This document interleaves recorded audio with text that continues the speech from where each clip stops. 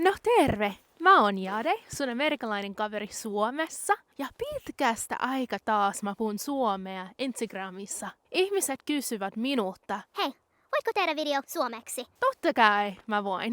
Mun suomi ei ole täydellistä, mutta joka päivä mä harjoittelen suomea ja mun suomen kieli paranne.